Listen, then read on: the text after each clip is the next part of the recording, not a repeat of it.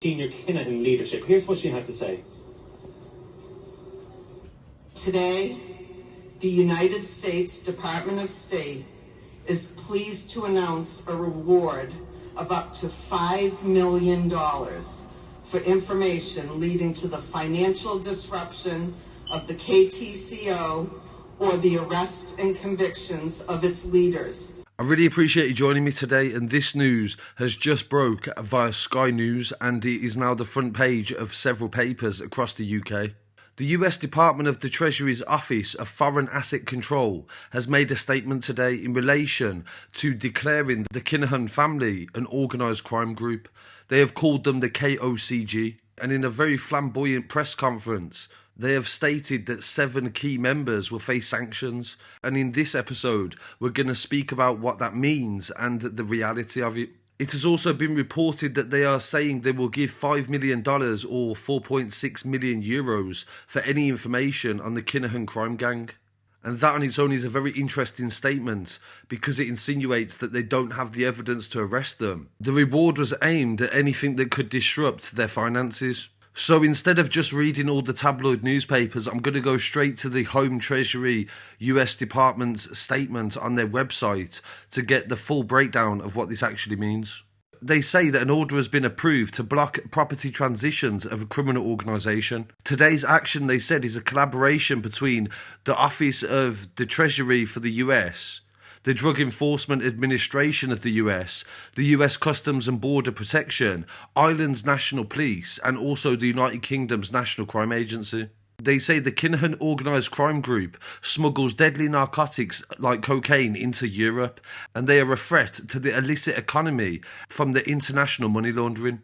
The Undersecretary for Terrorism and Financial Intelligence, Brian E. Nelson, said criminal groups like the KOCG prey on vulnerable people in society. They bring crime and violence. The Treasury is proud to have initiated these sanctions on the counterparts. In a further breakdown of the statement, it says that the KOCG operates in Ireland and is also established in the United Kingdom, Spain and the United Arab Emirates. I only covered the other day the jailing of Thomas Kavanagh, who the NCA said was the head of the UK arm of the KOCG. They believe they emerged in the 1990s and come to prominence in 2000. They are the most powerful organised crime group operating in Ireland.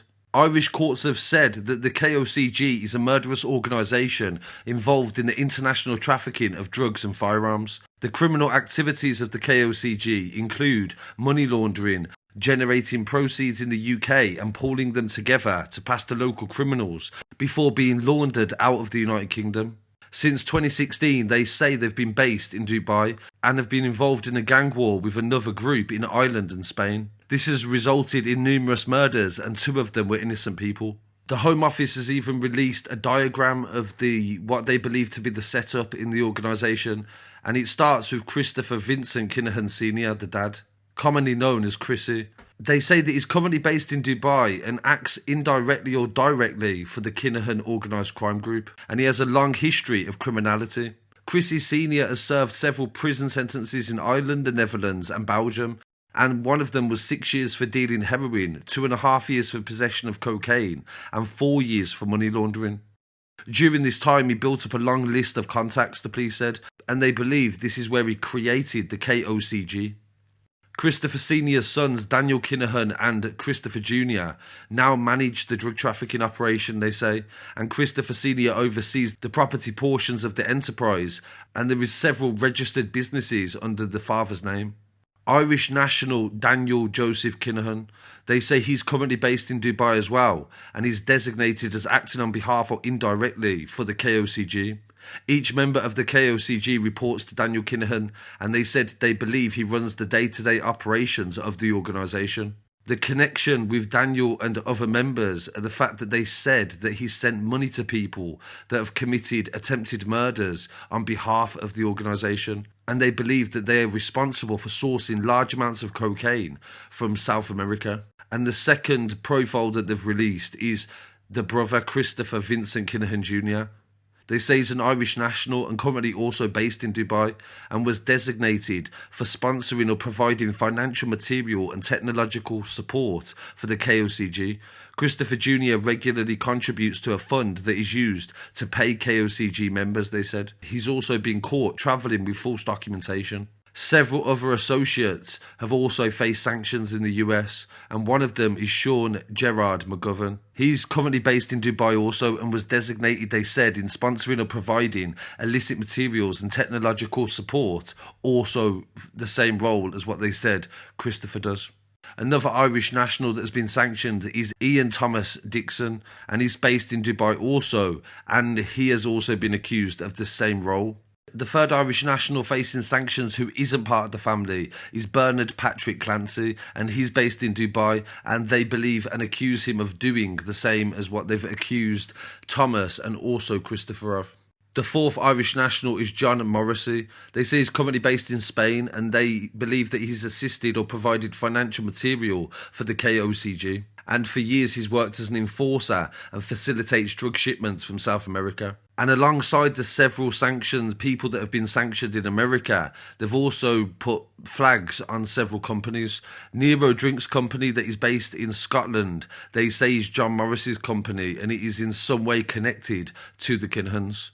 Another company called Hupo Sports, which is a UAE-based sports management company, is believed to be owned or directly controlled by Ian Dixon, who has a 49% share in it, and 80% of the profits go to Ian Dixon. And the third company that's faced sanctions is Duck and Shaw General Trading, and they believe this is connected to Daniel Kinahan. The implications of the sanctions, they go on to say in the statement, means that all property and investments and interests in the United States will be seized and prevented from carrying on.